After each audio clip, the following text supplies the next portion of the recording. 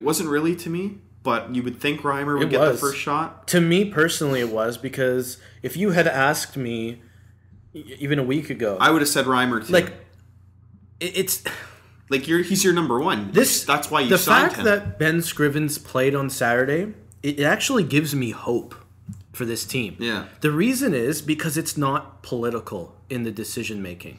When he says, I will find it difficult to take a goaltender out if they win.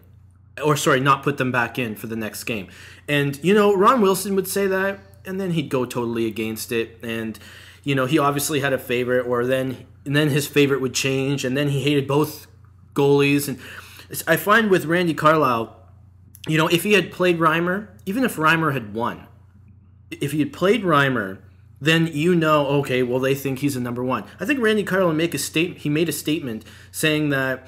He made a statement playing Scrivens, playing Kadri, playing those guys. And what happened? Koska, it paid off. They all had good games. Off, yeah. They had good games. And I think most Leaf fans want to see that. Of course. But, so... let me just... I'm going to say this short. Randy Carlyle is a far better coach than Ron Wilson. I agree.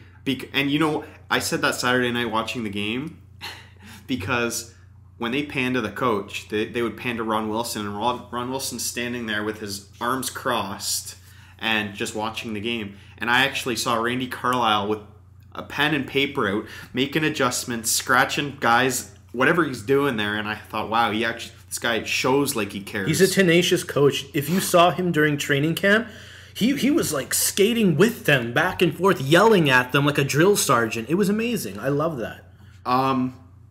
Currently, they're still on the ice at the MasterCard Center, so he's going through a long practice as we speak. But back to my point, does Scrivens get the start tonight? Scrivens appears to get the start. I think he's he does. Practicing on the home end of the ice, so they think that he'll get the start. Or do you go Reimer? I would put Scrivens in. The reason why I think they started Scrivens was between the last time Reimer played, Scrivens had played 50 games. Reimer had played 0. Scrivens has played well in the AHL. The Leafs have always liked him. I think he gets a start tonight, and I think he plays well. Scrivens, yeah. Okay. The thing that impressed me on Saturday, which I hope they can carry over to tonight, is the overall team defense. It seemed they kept everything on the outside. Even when Montreal was pressuring in the third period, where they had the puck in the zone for about a minute and a half, it was just cycling around the boards. And even the announcer said Montreal's been in the zone for a while, but they haven't even been close to the net. The Leafs just...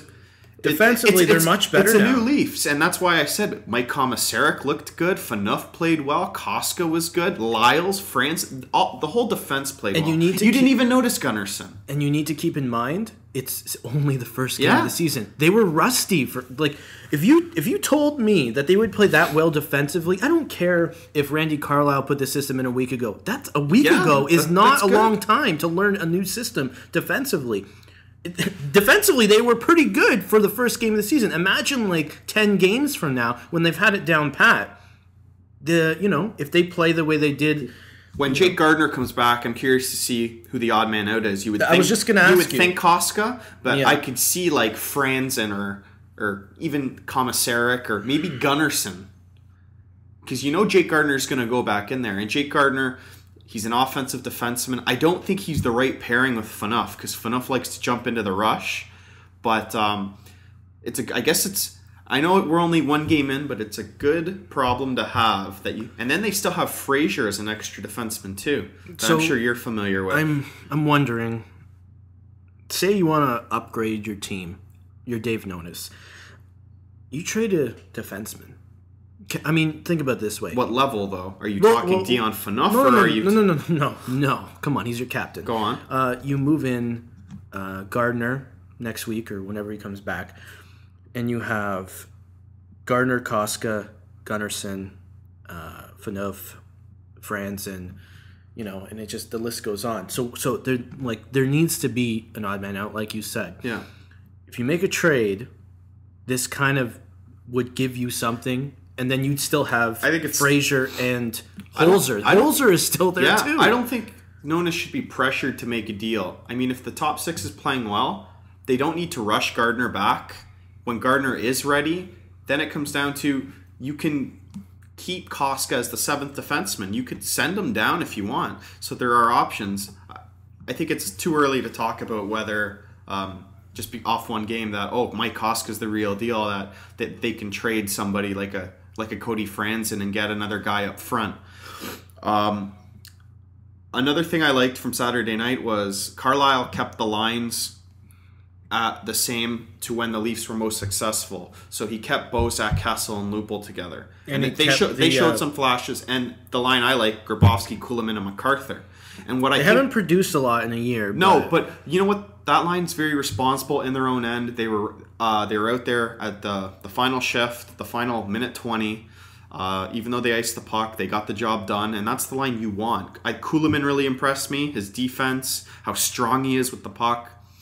Do you like... Sorry, I'm just going to move to the third line. Do you like Kadri with JVR? I actually love that line. Kadri... they were the best line in the whole game. And Komarov. Best line of the game. I like Kadri. I like how he's young and he's in the middle. Komarov's got the grit, and Van Riemsdyk got the big size. I think they played really well, and I think that also allowed... Since they kept the second line the same with the trio of Grabowski, Kuhlman, and MacArthur, I think that gives them better depth for the third line. I mean, they got James Van Riemsdyk you would think to put in the second or even the first line to center Kessel and Lupul, and now you got him on the third line on the wing. We also need. Do you think Kadri gets more power play time? Kadri will get more time in general tonight. Randy Carlisle, I don't know if you saw the post game. Yeah, you did, yeah. He apologized that he didn't use Kadri more. He said it's probably my fault that he didn't get enough ice times. And for a coach to do that, the good thing about Kadri, and credit to Kadri, is he only played 10 minutes, yet everybody's talking about how well he played, even though he didn't play a lot. He was on the power play. You saw him a few times, that's 5-on-5, and that's good for Kadri. And then the fourth line... Imagine if he played 20 minutes. He won't play 20. Could he have scored another goal? I think they're going to give him between 13 to 15. He's a third liner. And then you got 10 minutes of ice time. He hit everything in sight. Yeah. He scored a goal. Yeah. Drew penalties. He did everything. He did everything in 10 minutes. Please, put him in for another 10, please. I know that he won't do that, but... And then the fourth line, I was surprised Steckel didn't play, but Colton Orr was in, and then Brown and McClement. And I liked what I saw from Jay McClement. Mike Brown got into a fight. Overall, it was a good team performance. I don't know. Hopefully, they can keep it up tonight. I don't know. And that's what Leaf fans want to see in general, is they want to see a team performance. I don't know if I put Colton Orr. No, I agree. I put Steckel on that fourth line. I completely agree. With Steckel, isn't that like Colton Orr? I know he improved his game, and he brings that don't screw with me attitude to the team. But you know what? If you ask me how I would play my team, if I was the coach, I'd have four lines that could score. Mm-hmm. Right, first three lines, top 9, bottom 3. Top 9, bottom 3, but the bottom 3 can actually pitch in. Yeah. That's and how penalty kill, though, too. Brown penalty kills, McClement penalty kills, or doesn't. Steckel can win face-offs, he can penalty kill. Steckel scores, he reliable. Can score goals. McClement, I don't know if he can score goals. He was in Colorado last year. I have no idea if he scored goals. Mike Brown. And Mike Brown doesn't score that much anyways. But he penalty kills, block shots, fights, hits. But the Leafs need like a Sean Thornton. They need someone who can pitch in 10 goals. Maybe that's Komarov. Exactly. I think it is Komarov. But anyways, quickly. Last 1 minute before, how do you like the Lupul signing? That's exactly what I was going to ask. I saw it 5 years. I think it's 25 point something. It's 5.25. Yeah. 26 point. Okay, 26 then. 3 million, something like that, over the course of 5 years. I don't know. A lot of people hate it because he's injury prone, but I mean, he had almost 70-point season last season. If he what are you going to do though? Are you going to let him walk, and then Kessel's going to be here going into his last year and say you don't get a Getzlaff or a center, and then you got Kessel by himself, and then Kessel leaves? I think Nonis, the fact, if this says anything to me, it says that, especially the money and the term, he is planning on going after Getzlaff and Perry and any other center that was in there. Put him between. Put Bozak on I'm starting to fantasize about lines here. Like Bozak on the third line. I think Bozak's a really good third line center. Bozak is probably the best third line center in the entire league because he had. I mean, career high last season. As a first line center, you should be. Jared Stoll's pretty good, but if you were talking best third line in the league, I mean, look at LA. Richards, Carter, LA won the cup, of course. Kopitar, Stoll. Kopitar's on the third line. Well, Kopitar's first, and then they got Richards, and then they could play Carter on the third if they wanted to, but they play him on the wing, and then they got Stoll. But sorry, go on. So assuming, I think the fans' argument to the Lupul signing was we have all this cap space, and you're going out and signing Joffrey Lupul. But the thing is, nothing wrong with it. Joffrey Lupul's like a glue guy. He's good in the dressing room, good with the media. He's been good since he came here from Toronto. All he needed was a chance. From Anaheim, all he's needed is a chance. And I love Joffrey Lupul. Thrived with Phil Kessel. I think his attitude is perfect for the locker room. He was an all-star last year. For the fans, too. You saw him on the podium last year in Ottawa when the fans were booing him. He loved it. He ate it up. And the Leafs, if anything,